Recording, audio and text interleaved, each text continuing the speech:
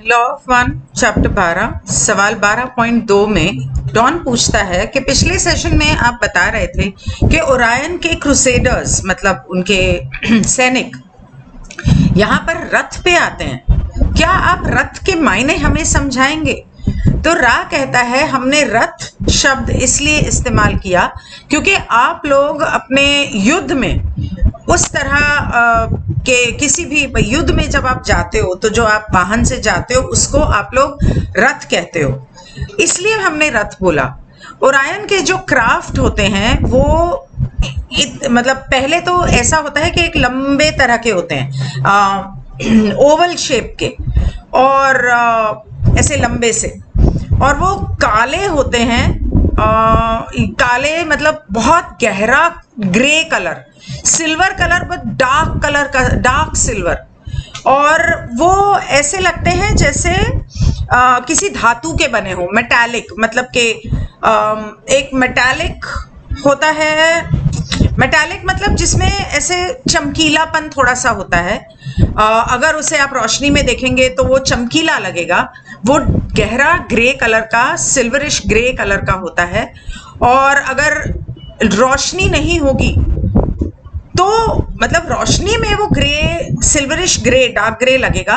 रोशनी नहीं होगी तो वो लाल रंग का लगेगा या अग्नि की तरह लगेगा। ये तो भूल ही गई थी मैं। और दूसरा वो कहते हैं कि दूसरा जो उनका क्राफ्ट होता है वो एक उड़न तश्तरी की तरह होता है।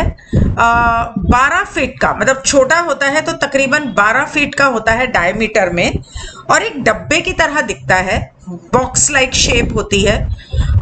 40 feet to a side in your measurement. एक 12 फीट का डायमीटर और 40 फीट एक तरफ उनका मेजरमेंट होता है, नाप होता है। और एक क्राफ्ट जो होता है वो अपने इच्छा के हिसाब से, क्योंकि क्राफ्ट भी जिंदा बीइंग्स होते हैं, तो इच्छा के अनुसार वो अपना शेप बदल सकता है अपनी सोच से वो लोग तकनीक को कंट्रोल करते हैं और उसके द्वारा क्राफ्ट की शेप बदलते रहते हैं। बहुत सारे सभ्यताएं ऐसी हैं जो इस ओरायन ग्रुप के साथ में काम करती हैं। कुछ जो हैं वो अनंत रचेता, अनंत बुद्धिमानिता के साथ काम करती हैं, अनंत बुद्धिमानिता की ऊर्जा को इस्तेमाल करती हैं। और ये जो जानकारी है ये कई बार मतलब बहुत कम लोगों को पता है और बहुत कम बताई जाती है, इसलिए जो रथ हैं या उनके जो क्राफ्ट हैं वो बहुत अलग अलग तरीके के होते हैं। तो डॉन पूछता है 12.3 में कि कॉन्फेडरेशन क्या ओरायन के रथों को या क्राफ्ट को यहाँ आने से रोकती है, रोकने की कोशिश करती है कभी? तो रा कहता है हर कोशिश करते हैं कि हम इस प्लैनेट को क्वारंटाइन करें या इसके आसपास एक सुरक्षा घेरा जो बना के रखा है उसके द्वारा हम ओरायन को रोक सकें।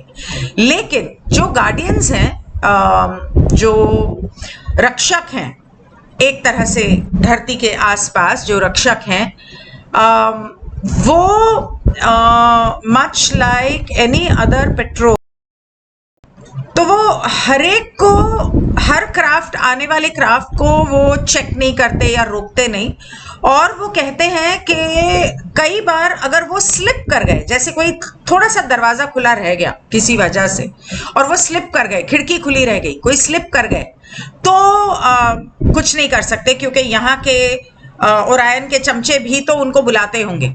लेकिन वो ये करते हैं, जो गार्डियंस होते हैं, जो क्वारंटाइन लगी है गार्डियंस ने लगाई है, तो वो जो गार्डियंस होते हैं उनको अगर ये कोई बोलता है कि हम ईश्वर के प्रेम और प्रकाश में अंदर जाना चाहते हैं, प्रेम और प्रकाश में आपका स्वागत करते हैं और हम अंदर जाना चाहते हैं, तो लॉ ऑफ वन के हिसाब से हम उन्हें जाने देते हैं। तो वो कहता है डॉन 12.4 में, मैं ये सब क्वेश्चन एक साथ इसलिए कर रही हूँ क्योंकि वो सब्जेक्ट एक है। तो वो कहता है कि इस तरह की रिक्वेस्ट कौन करता है कि हम प्रेम और प्रकाश में जाना चाहते हैं। तो रा कहता है मैं समझा नहीं, तुम क्या कह रहे हो, दोबारा पूछो। तो डॉन कहता है कि मुझे समझ में नहीं आया, अगर कॉन्फेडरेशन ओरायन के रथों को या क्राफ्ट को रोकती है, कैसे रोकती है, वो क्या क्या करती है उन्हें रोकने के लिए। तो रा कहता है, एक सेकंड, तो रा कहता है प्रकाश रूप या प्रकाश शरीर के स्तर पर संपर्क होता है गार्डियंस जो होते हैं के कंपन स्तर पर निर्भर करता है। मतलब गार्डियन के कंपन स्तर पर निर्भर करता है प्रकाश रूप या प्रकाश शरीर के स्तर पर संपर्क। ये अभिभावक आपके पृथ्वी के ऊर्जा क्षेत्रों तक पहुंच बनाते हैं और आने वाली किसी भी संस्था के बारे में जागरूक होने का प्रयास करते हैं। मतलब जो बाहर से आ रही है उनके बारे में जानने की कोशिश करते हैं। एक इंसान मतलब इकाई जो निकट आ रही है उसका एक निर्माता के नाम पर स्वागत किया जाता है। इस प्रकार प्रशंसित कोई भी इकाई प्रेम प्रकाश में नहाती है और स्वतंत्र इच्छा के कारण संगरोध का लॉ ऑफ वन का पालन करती है। मतलब के